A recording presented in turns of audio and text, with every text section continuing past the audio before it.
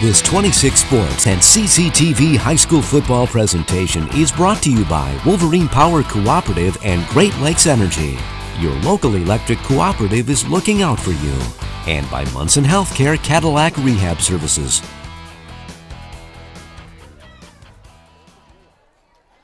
And we're seconds away from the start of the fourth quarter here. Reed City in control, 44-7 here at Pine River High School. Week 9 football game. This will be the last game for the Bucs season. They will fall to 1-8 here in a minute. And Reed City will improve to 8-1. Heading into playoff action, they'll find out Sunday whether they host or not and whom they play. Luke Hill with a keeper right there, and he's going to be down to about the 20-yard line, maybe just a little bit short of it. Reed City will make the playoffs here for the 8th year in a row, which is a pretty impressive run for Coach Monty Price and his staff. A lot of consistency. He's been around there for a long time. He's also the high school principal over there. Terry Martin and the Bucs coming off of a long playoff run last year. Graduated a lot of players. Been a long season for them.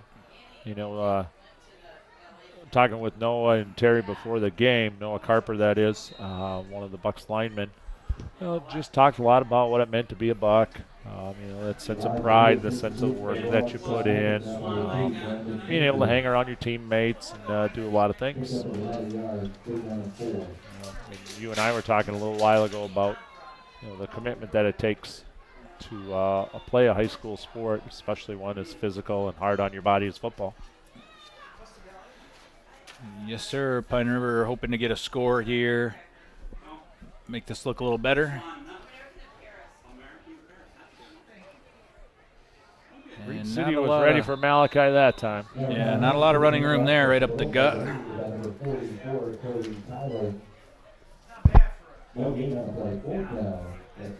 4th and 4 with 10:25 to go in the fourth quarter on a beautiful Friday night. Temperature might have dropped into the 60s, but I don't think it's below 60. There's very little wind right now. Flag is just hanging low. Let's see the Pine River superintendent there, Matt Luke-Scheitis, watches from the sideline. Yeah, Matt's been here. I think this is year 4, maybe. Time flies. It looks like the Bucs are going to toe the field goal try here. Oh, what a nice kick. Boy. Is it through? It is through. How about that? Is that is from the 19-yard line? Yep. Big field goal by the Bucs right there. 36-yarder. I think 36, the Buck record might be 44, but still 36 is quite the kick. Little bright spot. 44-10. And that's by our foreign exchange student down here at Pine River again, everybody. Nice job. We got to keep bringing in guys like that. Yeah. Adrian, nice kick. He'll probably be kicking off again here. Early in the game, first kickoff of the game, he got a good foot into it, but unfortunately, Phil Jones runs it back 90 yards. He's not in right now, I don't think, to take this. Looks like back deep for Reed City is Brandon Major. And I can't see who's on the near side. You look at some of the Buck ball boys right there. That'd be Caden Langworthy down there. Few others. Caden's one of my 6th grade students. Got a nice camera shot of him. Yeah, you got Jericho Holmes. Jericho down there too, yep.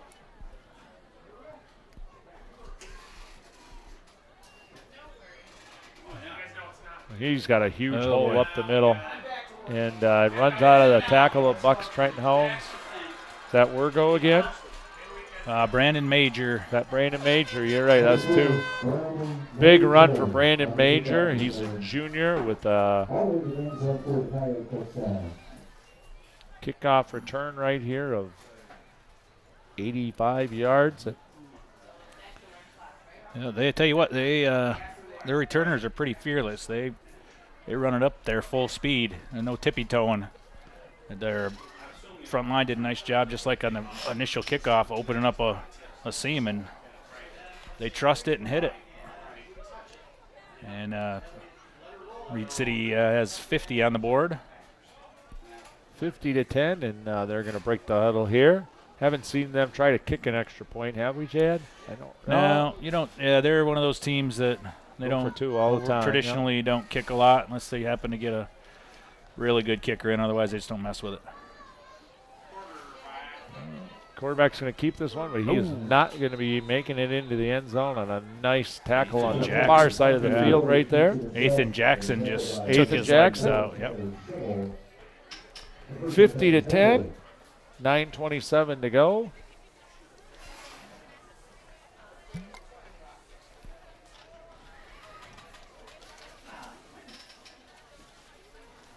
Well, Lions got a bye week. That might be a good thing. They've had some tough times lately. Well, 3-3 is pretty good for the Lions, though, Dan. Yep. Who the Cowboys got this weekend? It's a good question. I'm trying to had a remember. big They win had here. a bye week, and now I forget who they got coming out of the bye week. I know Sound like the I took fan I am. Oakland Raider quarterback Derek Carr and put him on the bench of my team this week, and he had a huge game last night.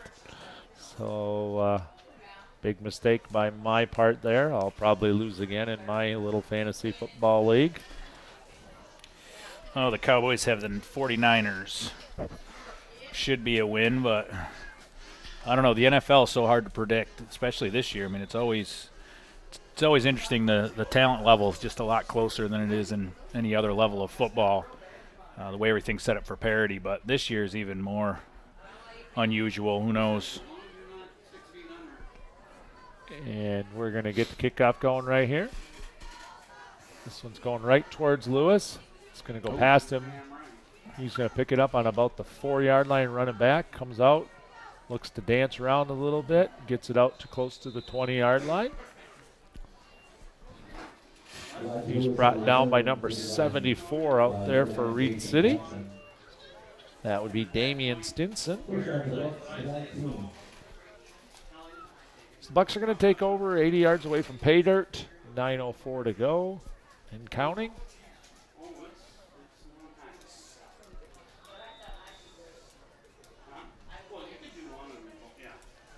And the Bucks break the huddle. Trenton Holmes going to take the snap. We have not seen a bad snap from him all night long. Hopefully I didn't just jinx him right there. Yeah, it's carrying on the torch from his brother Raiden. He's a Buck center for about 3 years. There's Saw that pass. this play to start the game. It's open Wide again. open again, yep. And incomplete. Incomplete. Elijah with a nice throw again there.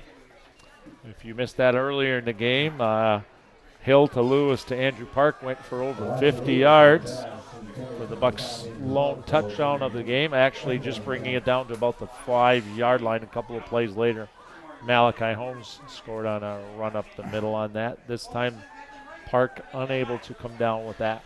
Sometimes those are the hardest ones to catch. It's like They don't what come ended down my quick basketball career in about 9th grade was, the wide open layup was too hard for me. Yep. Get too nervous, enough.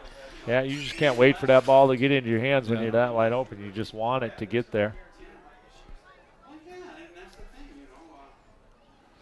Up the middle, Malachi Holmes is not going to get much right there. There's a host of Coyote defenders, one losing a helmet in there. That's maybe number 70 right there, I'm guessing for 79 it looks 79, like. Devin Squires. Yep, the numbers are a little hard to read on their jerseys. They're kind of oblong. Yeah, a little good word for that, oblong. I thought the rule was if your helmet came off, you had to go out for a play, but maybe I'm wrong. Should be the rule. I think it is in certain levels. 3rd and 10 here. Nice view here down the line of scrimmage. See what the linesman looks at. Luke Hill looks in, throws it out. Reed City's got this well read. Elijah Lewis is brought down behind the line of play. Looks like number 20 right there for the Coyotes. Brad Rogowski. It's good for Hill's completion percentage, but not for a lot else. for this year, if you're playing Pine River, you pretty much keyed everybody on Lewis and said, that don't let him beat you. Yep. And Bucks are so young. There's, they're not able to get anything else going with the same kind of threat level that Lewis has. So it's made their offense struggle a bit. Shaw with another long punt right here. He gets a hold of this one good, too. That one's going to go out of bounds right around the 40-yard line. He's had a nice season punting the football for the Bucks. He'll be back next year. Yeah, I think it's safe to say he's got the punting duties wrapped up. Once again, senior night here for the Bucks. Tyler Signor, Andrew Park, Jacob Roberts, Owen Gray, Adrian Adis, and Noah Carper playing their final high school football game. Congratulations to the 6 of them and all that they have done for the Pine River High School football program. We have about 5.5 minutes to go. Good update out of Lake City after 3. The Trojans are beating Morley Stanwood 28-6, trying to look for a perfect season. And Morley Stanwood actually, shouldn't say actually because they've had some good teams lately. They had a pretty good record going into the game as well. Only had a loss or 2. Reed Seat hands it off to number 9. He's running to the far side of the field. He breaks one tackle, and then he's brought down. Jason Johnson, he's a senior, getting a little running action in right here. He picks up about maybe 10 yards. We'll see if they give him the first down or mark it short. Looks like the officials have decided to say it's short. Doesn't look like they've called for a measurement at this point. No, they're giving him the first down. We want to thank our camera crew out there tonight, standing out in this nice weather tonight, doing that work that they do, giving us all the good angles that we got. We've got Corey Burson out there tonight. Sweep here down our sideline. Got Erica Goslin out there. We got Morgan Rader, and jumping a little bit on camera also. We got Remington Hernandez. Hopefully he's aware as Reed City's kind of coming to his side of the field maybe on the next play. We got Wyatt Van Dynen in the truck, taking care of all the replay graphics and all the fine-tuning behind the scenes. Only 4 minutes to go in the season for the Bucks.